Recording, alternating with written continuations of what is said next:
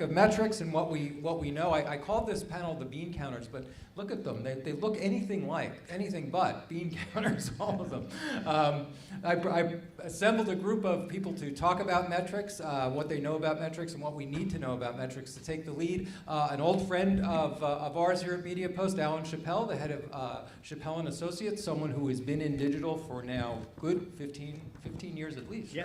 Right? Developed one of the first reporting systems for DoubleClick, right? Back in the day? I will take credit for any of that stuff, okay. yes. I've introduced Alan Chapell so many times that now I can pretty much pile anything on that I want. Alan Chapell works with publishers, consulting publishers on privacy, on publishing, on advertising strategy, also on the MMA, also with the MMA, working on their privacy policies, right, at the MMA? Yes. Welcome, Alan Chapell. Well, thanks very much, Steve. So first, an observation, and wow, that last panel was pretty good, huh? We've got our work cut out for us here. So I'm going to confess to only giving it about a third of my attention as I've been dodging and trying to address questions on what's going on regarding with the White House announcement today. But what I did pick up, particularly at the end, was the dearth of different types of metrics. So in addition to being a great panel, they also did a great job of segueing, and so just professionals to the end. So I am joined to my immediate left by Peter Farago, the VP of Marketing at Feburary, my old friend, Evan Neufeld, CMO of Ground Truth, my new friend, Mitch Oscar, EVP at Televisual Applications, which, by the way, is probably one of the better titles that I've heard in a long, long time. But Televisual Applications at MPG, and certainly last but not least, Eric Solomon, the SVP of Digital Audience Measurement at Nielsen. Welcome, panelists. So I'm going to start, and I always like to do this because folks come at this from slightly different perspectives. Can everybody give a 20-second overview of what each of you do, and more importantly, you know, what qualifies you as a senior bean counter as it applies to the mobile space? I guess I go for. I'm not an accountant, but so Feburary started out measuring consumer usage inside of applications. We created an SDK that's been adopted by over 55,000 companies. We're in about 160,000 apps today, and in the App Store, 1 out of every 3 downloads will have Feburary Analytics in it. So we're tracking everything that like a Google Analytics might have. So, you know, new users, return users, session length, session frequency, that sort of thing. So we probably have the closest thing to Census that exists on the planet for cross-platform iOS and Android data. We take in about 25,000 use sessions per second into our system. A use session could be Angry Birds user plays for 2 minutes. We see about 100 million unique devices every day on iOS and Android, and we see about close to now 500 million per month. So we're seeing quite a lot of behavior at a very granular level. Great, welcome. Evan? Hi, Ground Truth is also a census-based mobile measurement company. We try to measure what people do on the mobile internet by actually working with carriers and other market-level data providers. We take their data, we anonymize it, and we produce market-level reports, primarily focused on mobile browsing, beginning to get into apps, but as we'll talk about, doing market-level measurement of apps is actually pretty challenging. Why I'm a bean counter, I just kind of fell into the bean counting business. I worked previously for MMetrics, which was primarily a survey-based measurement company bought by ComScore. Worked at NPD before that, and worked at Jupiter Research for several years outside of grad school before that. I'm with an advertising agency, MPG. Televisual is just a term for video across all platforms, trying to understand how the consumers engage, coming up with advertising propositions and research. Why I'm invited to the panel, Steve asked me. I don't know that I qualify other than we're leading in research and set-top box data. We're coming up with ways of reporting metrics for ad-supported video on demand. And now we're starting to look at if television pushes to the web, does web push to television? So we're engaged in those kinds of projects, and also the second screen is in fact the second screen, which will be tablets in this case, be valuable from an advertising point of view. Certainly we know consumers are engaging, but we have to figure out what it means so we can go back to our advertisers and get them to invest in these propositions. Thanks, Mitch. I'm Eric Solomon. I'm with Nielsen. I look after our digital audience measurement products, meaning our online and mobile measurement, and increasingly being asked about tablets. I think I would throw out my qualification on the mobile side as Nielsen launched a panel-based product last year for direct electronic measurement of smartphones, both iOS and Android. We launched that product last year and actually got the data into a proper interface at the beginning of this year. So that's available, and it's something that we're looking very closely at. Okay, well, welcome. So first, let's kind of talk a little bit about what we're talking about here. I mean, when you say tablets, even 6 months ago, it felt like what you really meant was iPads, and that seems to be no longer the case. But so maybe the question is, is this really a two-horse race? Is it the iPad OS versus Android? And so first, I'd love to hear your thoughts on that. And then secondly, are we starting to see some differences in usage or other interesting things between Android and the iPad? For this one, we're just going to go on down, and then we'll do some jump balls. Sure. Let's see. A few questions in there. So I kind of view the tablet as a form factor that lives somewhere between a phone and probably a laptop. And I think the big question when it first came out, the iPad in particular, because I think that's what popularized it, though Microsoft has had a tablet for a decade and that sort of thing. But the first really popular consumer adopted one was the iPad, and I think that there were a lot of people who wondered if it would be more than just a pretty thing you put on your coffee table, and they weren't sure exactly how to use it. Would it be a substitute or replacement for, say, quick business travel? I can do my email and web appliance stuff. Are there apps being built for that experience specifically? Are users using it during certain times of the day versus not?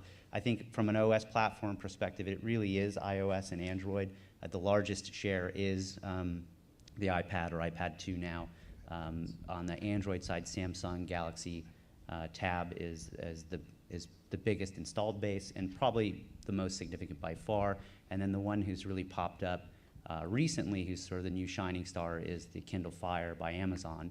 And I think that, when we talk about OS and hardware and content and commerce, like a store, the ability to get distributed content digitally, we really think about the whole ecosystem.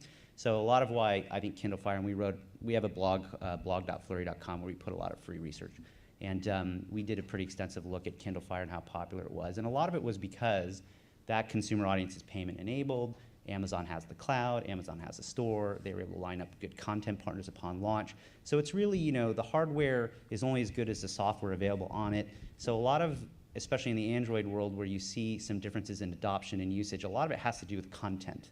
And we can talk about how content varies and is used differently, but it's really Android, iOS is the recap, iPad is the dominant player. I'd say Samsung is the big Android player, and Kindle Fire is up and coming. Okay. Evan, are we starting to see some key differences between the different operating systems? Yeah, I mean, I would say, again, definitely agree with the characterization of the iPad as the pioneer.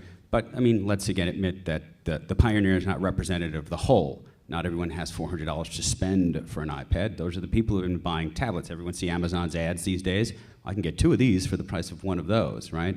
So I think, number one, you're seeing a difference in activity by people who pay $200 for a tablet than people who pay $400 for a tablet. I think it's a little unclear because 2 things are happening. Number one, you can say cumulatively the Galaxy's been a success. I think that might be even a little stretch relative to the iPad. I don't think there has been a single super successful Android tablet, with the exception of maybe the Fire, which, let's be clear, is a very particular skinned version of Android that almost isn't Android. So you're it's a fork. Yeah. It's a fork, and the rumor's always been that if Amazon had its way, it would have its own version of the OS. So you have this divergence of these different types of devices, and then you have e-readers, which the Nook, et cetera, seem rapidly to be encroaching in that space. So I think you both have technological convergence or divergence from a platform standpoint, and you have one OS that's set up a pretty good paradigm, but it's a use case that's, to a fairly select, not necessarily representative group. So what tablet usage will be like 5 years from now? It'd be awesome if it's all like the iPads on different devices. Anyone who says they know that for a fact, I think it's conjecture at this point in time. Am I supposed to respond? So I'm here from more of a historical perspective, and so tablets to me originally were for aspirin and medications. Now that we're moving it this forward, we don't really care from an advertising point of view. It will be important for reach, so sales and penetration, and value propositions and what metrics we can get. That's really where we take a look at it. Just like interactive television, there were so many different platforms If it was more unique across the different platforms and the applications were the same, it would have made it easier for us to sell in. So that would be my perspective on that. It doesn't matter what system, just let me have the propositions that I need. Yeah, I would echo a lot of what was already said in terms of operating systems. I think one thing that we've observed through our surveys is that if you look at the Android-based operating systems, particularly the Kindle Fire and the Nook, those are the use cases more around reading, as you would expect, than consumption of multimedia, which you see more on the iPad. But as those things converge, I think you'll see this a little bit of both on each platform. The other thing I would throw out there is that I think what we've seen in the mobile/smartphone category is instructive.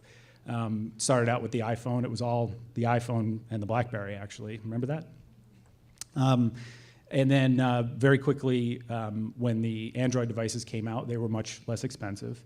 More people could afford them, and suddenly it took off, and more Android devices are being sold. I think we'll see something similar on the tablet side eventually. Just the one thing I spaced out on mentioning is a big part of the lure of tablets, at least initially, is kind of that they're good sales channels. A big assumption is they're going to be big advertising channels, and clearly there's no device or ad model here that works. Apple has cut prices on iPad, and now it's like you buy an iPhone and you get a free ad on an iAd, right? Yeah, So we're going to get to a little bit more to the advertising in a bit, but so we've kind of distinguished a little bit between the different operating systems. Now, if you guys can provide some historical and other perspectives on kind of the difference between how what are you seeing in tablet usage versus just a laptop. I'm holding this so it doesn't look like I'm an 11-year-old with a crumpled up piece of paper asking questions, but also to demonstrate. I mean, the difference between this from my old guy's perspective and an iPad that happens to have a keyboard is negligible. Or am I thinking about this the wrong way?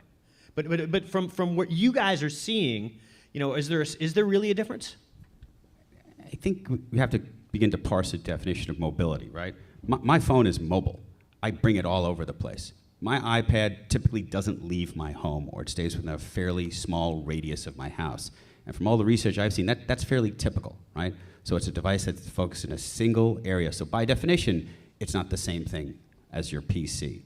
Certain key, and then you get into just like technological adoption and Moore's law and this type of stuff. But it consciously doesn't have keypads. Most keypads that add on to them don't work. If you've ever tried to do work stuff on the iPad, like build a PowerPoint presentation, the software isn't quite there. I don't know if the UI where you're using your hands will actually ever be that way. I mean, if anyone has ever tried to do this, I actually tried for a week on the road to just use my iPad for work, and it could kind of work, but it was kind of painful. So I'd say at least at this point in time, clearly most of the usage is finite, and there seems to be some inherent limitations in the design of what it could actually do to replace a laptop. Yeah, I'll add to that a little bit. I'll just throw a couple of pieces of data at you to support that. Some survey data we have in terms of usage of tablets, and I'm referring to paper here, so I apologize, but I want to get it right. As opposed to, 45% of tablet owners use their device at least once a day while watching TV, but only 28% have said that they will use it for business purposes or have used it for business purposes. So you see a big difference between the use cases there. It's much more companion to TV or multimedia or other type of activity versus use at work. Let's see, one other thing I was going to call out here. Oh, one of the things that we learned in the days of laptops, at Nielsen we have within our national television panel, we're also measuring internet usage among about half the panel. We call it the TV PC panel or the cross-platform panel. Either way, we measure the usage of or measure internet use on PCs and Macs in that panel, as well as their TV usage. And one of the things that we look at all the time is simultaneous use. So what are people doing with those devices at the same time? I think initially, before that was rolled out, the presumption was there'd be a lot of multi-screen video happening or a lot of companion-type viewing on that second screen. And what we actually found out was some of the things that were called out in earlier panels, which is it's a lot of email, it's a lot of social networking. It's not as much stuff that's related to the TV show that you might be watching. And I think it's interesting that we're seeing some of the same things on the tablet that we saw on the laptop. So circling back to the question, how different are they? Don't really know at this point. So far, we're seeing a lot of the same behaviors, though. So I'd like to address the definition. You asked about mobile, and Steve and I a year ago had a conversation about what's a living room in terms of watching television. In a living room, it might not be applicable any longer because everybody has a TV in a room and they probably watch the channels they want.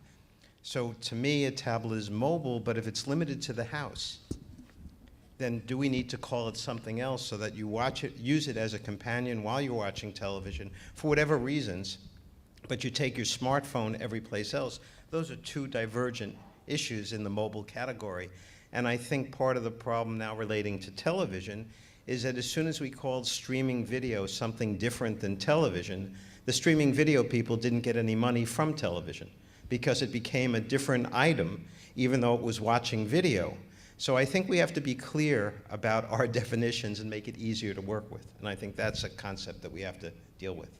Yeah, no, I think that's a very fair point. And we, one of the questions when the tablet came out is it an additional device that someone's willing to carry around with them? Whereas a smartphone is compact and goes with you everywhere, and we try to look at dual screen. We don't have the same kind of panel data that you guys have, where you're able to ask people. But we looked at, for example, Super Bowl second by second usage of applications during the 4-hour window, and we saw definitely, a direct relationship between first and second screen. So if a commercial was very interesting, then app usage would go down.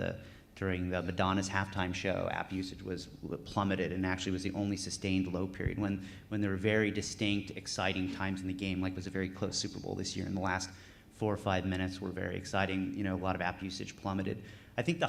So I think there's definitely some dual screening stuff, if that's the right term. I definitely think there's a question around portability versus mobility.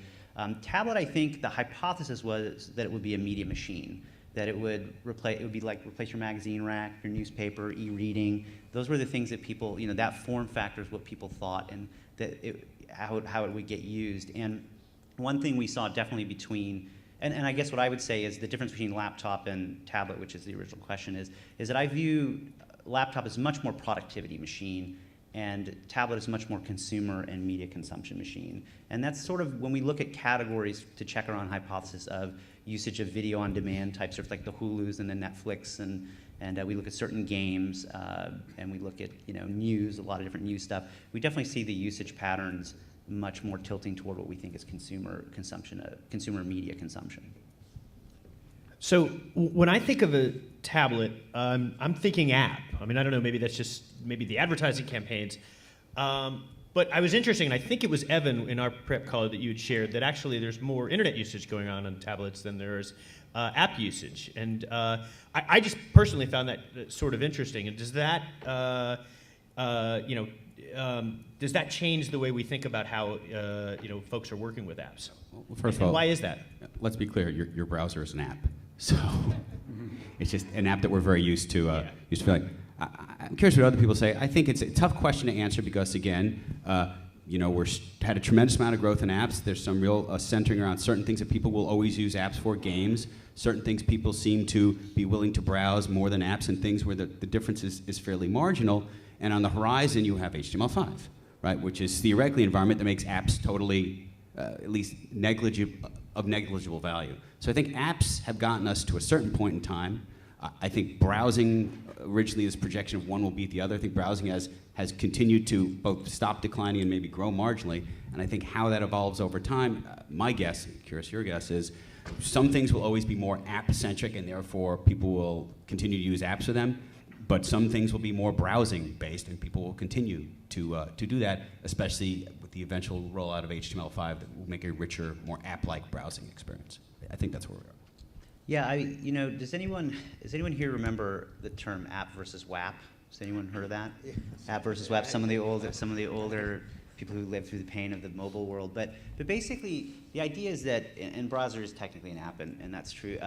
But really what's happened since 2007, smartphones, Apple came out basically and changed the the economy, is things went much more client-based. Things were downloadable pieces of software that ran on your device. And really when it comes down to the development community who's choosing to build a certain experience to give to a consumer, and they view all these platforms as just ways to distribute their content digitally, they really think about two things. They think about the ease of that build out and distribution of whatever the experience is, and they think about the quality and the richness of the experience to the end user. And so it's kind of a pain versus gain. So you hear about things like fragmentation, or like when I was in product, gee, we couldn't do everything we couldn't do a full featured product experience if we did it only on the browser, because the browser is a little more limited, it's a little higher up on the stack, et cetera. And so you just have to make trade-offs in quality of experience. So right now, it's easy to build and distribute apps, easier than it's ever been.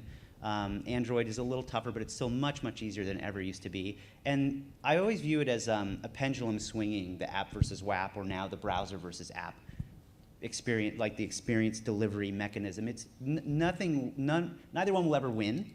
It's a little more swung over and pegged toward apps right now. But HTML5 could bring it back a little bit more. Really, people just want to build once and get something everywhere. That's what they really want. And that's what HTML5 promises. It won't work as well for like a game that needs the hardware resources, needs to be lower on the stack to access those.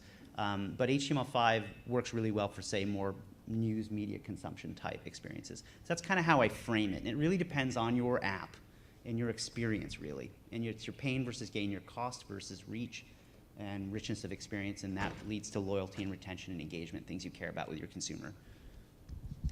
I would just suggest that I agree with all that, and it's instructive to look at what's going on the computer platform, right?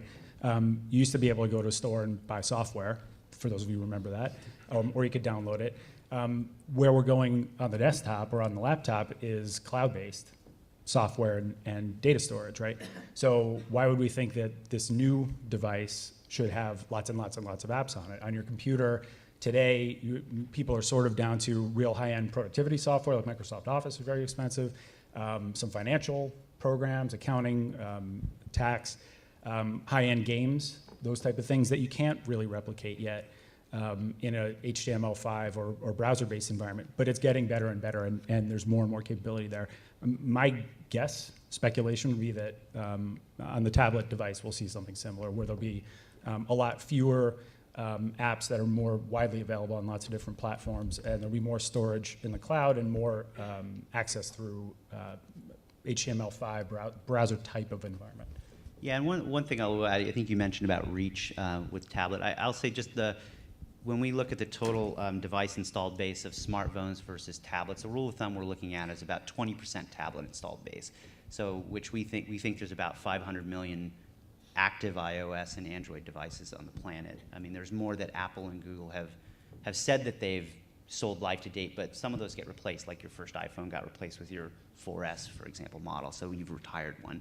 So it's about 20% tablet, and I think that's important when, especially for advertising, people on Madison Avenue and the brands, when they're thinking about, I want to deliver a great engaging experience, I know it can be richer on a tablet. How big is that reach? It's about 100 million right now is a good rough estimate.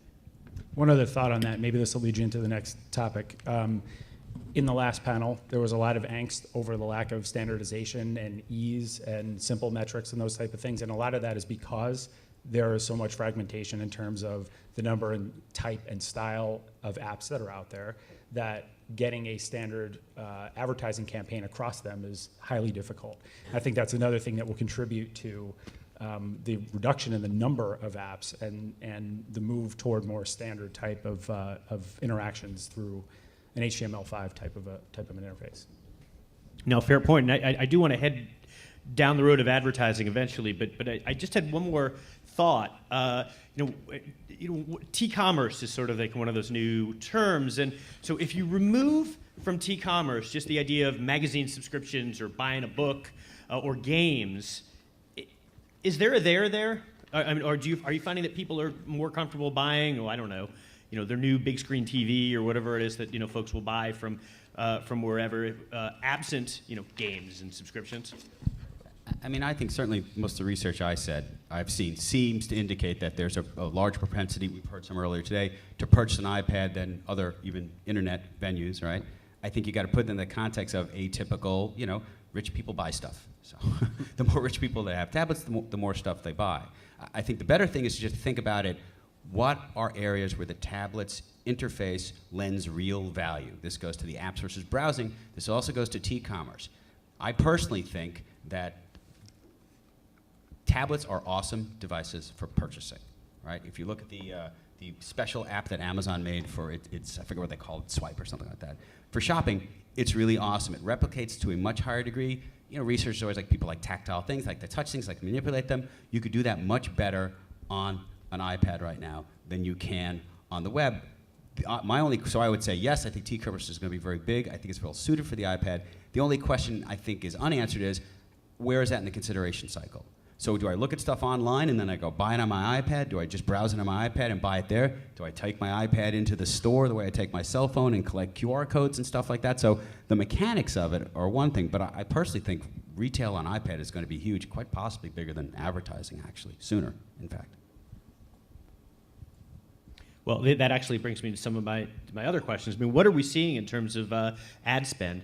I think not just one of you, but two of you had mentioned that the ad spend versus time on tablets is pretty out of whack when compared to other mediums. And I'm getting at least 3 nods there, so maybe all 3 of you had mentioned it.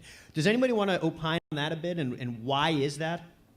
Or is it just simply that the way the mobile ad networks and platforms are situated for reasons beyond their control are just so broken that it's really difficult to do in a cost-effective way? Yeah, I would hesitate to say that it's broken so much as it isn't built yet, right? I think that's what we were talking about, what the last panel was talking about, is it's early days, there's a lot of experimentation going on, there's a lot of variety, and so it's hard to have standard metrics or standard delivery mechanisms or standard ad units or any of those things that make it easy to scale and do those things that really turn it into a huge platform. So I wouldn't characterize it as broken.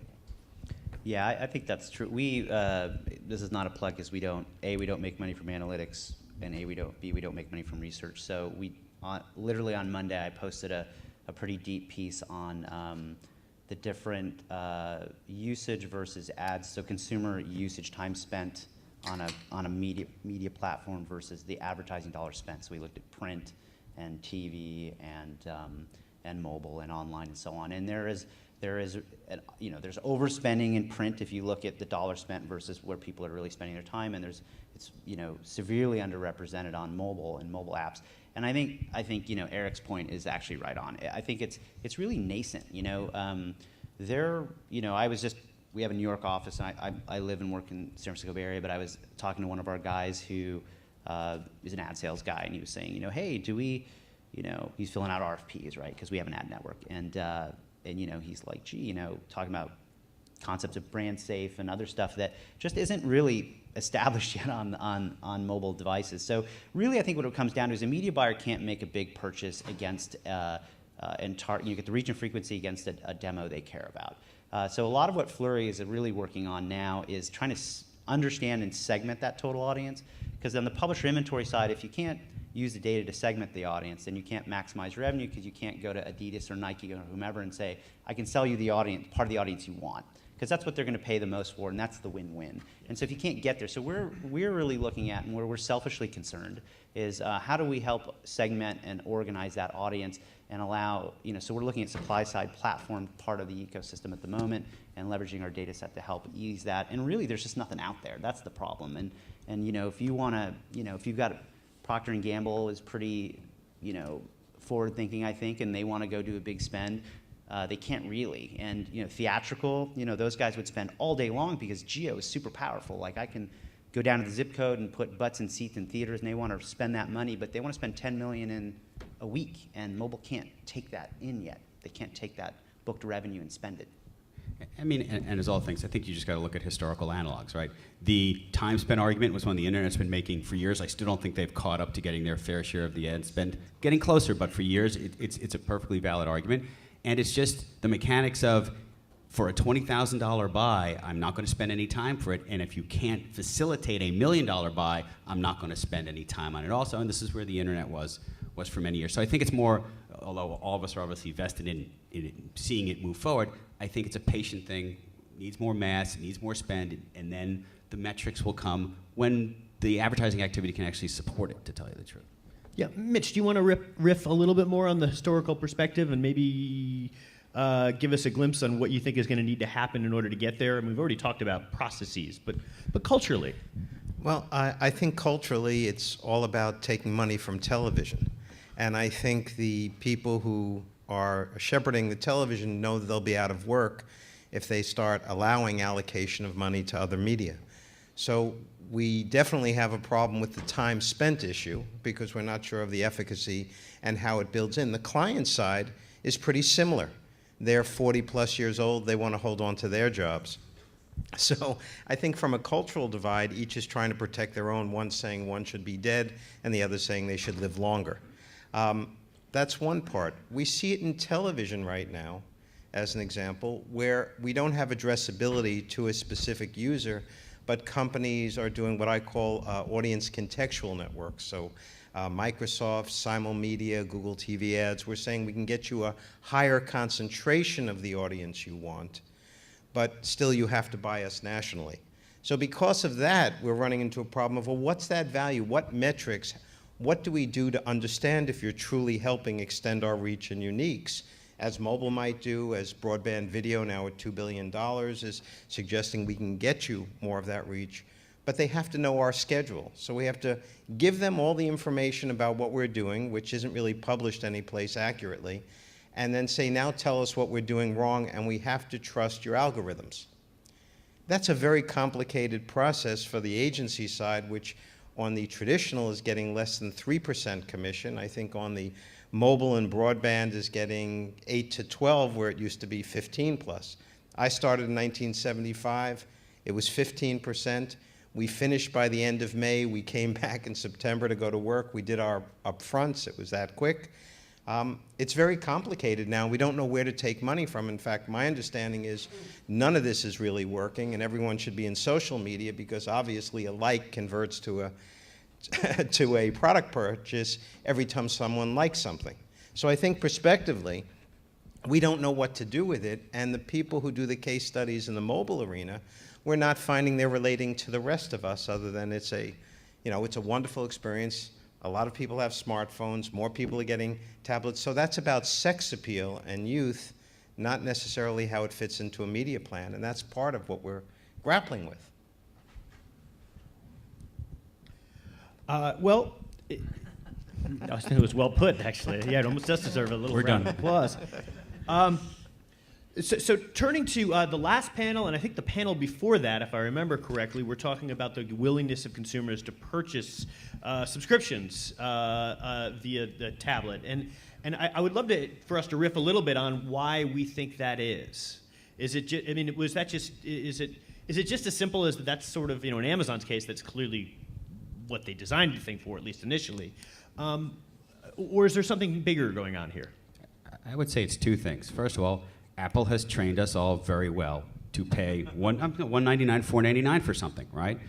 That's why I think the hurdle of buying stuff on a tablet coming from the app-based world was actually pretty easy.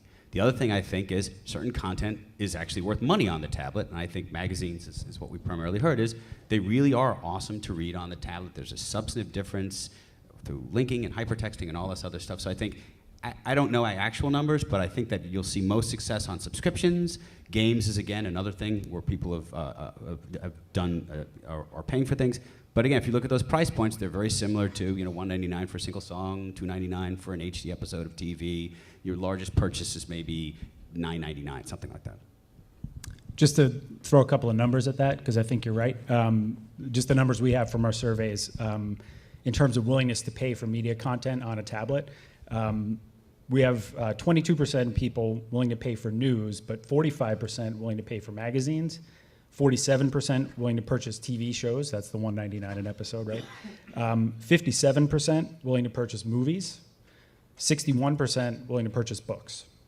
And then 27% willing to purchase streaming radio, but 67% willing to purchase downloaded music. And that, again, is, that's Apple training us and, having our credit card information, making it very frictionless to actually do it. So I think you actually hit on the key reasons that drive those numbers.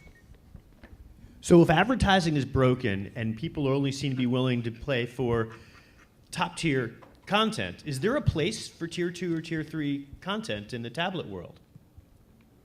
That's an awesome question. I want to hear what Flurry has to say about this. I'll give you a point of comparison. We measure the mobile web. There's like 100,000 sites in our data set on a monthly basis, and there's some pretty decent traffic to some of them. It's definitely a power curve where the top 50 sites make up 90% of the usage. I don't actually know. I've never heard that data for apps. I would imagine there has to be some type of similar. You spend your vast majority in a finite group of apps. Maybe that's 100, maybe that's 1,000. I think that the long tail there, I don't know if there's any clear data that indicates what it's going to be. Yeah, I mean, I think there's been a lot of studies out there. We haven't done anything, but you could just run the averages. I think Nielsen actually did something that said something like the average number of apps a consumer is using on average in a given week. It was something like 5 to 10 apps. Yep. So yeah, it's similar to, you got your Skype, and you got your New York Times, and you got your Angry Birds, and there's your go-to stuff. And then you can throw an email and browser if you want to, consider those an apps. And so, and it's not that different on the internet. You go to, usually a high concentration of similar, or just you go to only a few sites. So we see a power curve. We see a much bigger middle class, I'd say, in applications right now. Compared to mobile pre-2007, the carriers actually, Verizon and Sprint, made us pay for everything, and really the only choice was a premium, pay for it before you got the content or do a subscription. Usually it was just access the application. It was actually not a meaningfully different form of content. Subscription to me works, this is my opinion, it works with the gym, and it works with a magazine, maybe a newspaper world, is online really, over the last 15 years, is really I think commoditized news, unfortunately. That's why I think magazines probably trend better in your survey. But at the end of the day, I mean, there are certain kinds of, and we did it early on, we should probably redo this. Early on, we did a kind of frequency of use against loyalty over time, like retention over months. And we found that different categories had very distinct kind of differences. Like social networking apps get used like frequently, every day, lots of times, and you use them forever. And then, news, similar, high usage, high frequency of use, and use them over a long period of time. So those naturally become better for ad revenue models. Consumable games, 10 levels, or a book you read, probably better to take the money from the consumer up front. So basically, there's only a couple pricing models. There's premium, there's subscription, there's free with an ad revenue model, there's basically microtransaction. It's what you hear called in-app purchase. That works really well, and I think that that's what we see in the app world, and primarily in gaming, because 45% of all usage on devices we see is gaming, by the way. So it's very skewed. Then social networking is number 2. Then entertainment, which is fitting in like magazines and TV and that kind of entertainment stuff. And then we see news. So those are kind of the top 5 categories. The pricing model really, again, depends on, is there enduring value in the content? Can I make an argument that the gym is always there? You should pay for it. You're always gonna get refreshed news. I've got a team of reporters who's always bringing you the news. You should pay for that. Or is it more like, hey, you got a virtual garden and suddenly you want to get virtual fertilizer and you're willing to pay $10 for it? From just a video game perspective, I came from EA and another video game company before this, and you can actually extract a lot more money from a consumer by giving it away for free, and then charging them like little bits at a time, microtransactions. There are people spending on these very hyper-casual farming simulation games, $100, $200, $500. The average transaction is like $14 at a time. And Madden, Madden football, or really advanced, complicated game is like $60 at the store. So you can actually extract a lot more rent from the consumer. You can squeeze the lemon, as one of my econ professors used to say, when you're doing all your price discrimination theory work. But you can really, your pricing model is a very interesting thing to think about vis-a-vis your content offering. And I think that's a lot of experimentation needs to go around that area and continue. So I've heard founder of Wired, his name's escaping me at the moment, has a very good presentation about pricing versus content and how it's changing over time. So anyway. Steve, do you want to jump in, or do you want me to keep? We have time for questions. If anybody wants to sort of pick the brains of the bean counters, has a metrics question they want to pose. I'd like to know about synergies across the different mobile platforms, well, actually across the digital platforms, and whether we have any data about how tablets are affecting web use of the same person and mobile use of the same person, because in the end, brands and developers are going to have to allocate, resources, know where people are, even from a tablet browser, where they're accessing the brand from, and decide where, just across the digital platforms, they should be investing. Yeah, I mean, I'll say our data is narrow. Our data is in apps. I mean, Google is probably the best who's now tracking you through Gmail across every digital platform.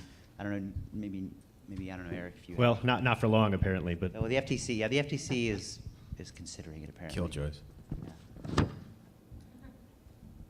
So yeah, I don't know that there's a great, I don't know that people know that yet. I know that there's a desire to understand, obviously, for obvious reasons, like when that same person, in advertising, I think it's called bracketing. When you hit the person, they're driving to work, hit them on the radio, they get to work, you hit them with an online ad, you kind of hit them bang, bang, bang throughout the day, then on TV at night, and then you really get into it's about, moving short-term to long-term memory, so you hit them a lot and you can get them that way.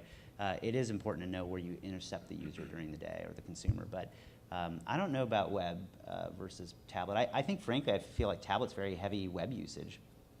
Yeah, I think what we see, at least in our mobile panel, where we observe people, is reflective of what somebody on a previous panel, I forgot which one, said, which is there's sort of new day parts opening up for times and places to interact with people if you're a brand. And so you can see, where our data, you can actually do some analytics and see what people, you could go down to the individual user level and see what they're doing with their smartphone throughout the day. And you see these things like you wake up in the morning and you check the weather and you check your email and then you put it away while you're at work, and then you are commuting home and you do whatever, and then you pick it up and you search stuff while you're watching TV. So I think the broader heading would probably be the more internet-connected devices you have, the more you're going to access the internet, which seems relatively intuitive, but the more that we can give people access, the more that they'll consume it. I think the question that everyone wants to know that no one has been able to answer, and I agree, the day part stuff, I think everyone has seen. We have some research too about kind of how mobile trends differently than PC. The question you're really asking is, are people using the PC less because they're using tablets or mobile? And I think I have not seen any definitive research that's answered that question. Yeah, I haven't either, although I would say just the sales figures that have come out with desktops going way down, laptops going down, pretty much they're losing out to tablets, would suggest that some of that usage is swapping from one platform That's to kind the of other. Mary Meeker, I think, is the one who's promulgated this Right. idea that everyone's going to stop using their PCs and use just tablets, as we're talking about. And from my perspective, it's definition again when you talk about day parts. So from a television point of view, prime time is 8 to 11, but in an on-demand universe, prime time is when you watch. And in radio, prime time is drive time, and in broadband usage, daytime is prime time. So I'm not sure what anyone's talking about anymore when we have to figure out the consumer activity. So it's really consumer mapping through all of these different entry points and platforms that we have to figure out to come up with a effective way to reach the consumer with our marketing messages. Yeah, we have, there's two areas that we did look at, again, blog.flurry.com. We did look at day parting. We found that there is more of a prime time, like television prime time window where application usage peaks, but it's much higher throughout the day. And then we've also found that we looked at mobile desktop browser usage versus app versus usage, which is on a phone, and we find that consumers are spending much more time in apps than they are on the internet now. And that kind of crossed over in summer last year. okay, that's going to have to be the last word. I'd like to thank Peter and Evan and Mitch and Eric. This was a very interesting panel, at least for me. And this is the end of our second tablet revolution. I'd like to thank everyone. I'm very interested in where the conversation goes from here. I think as I started the show,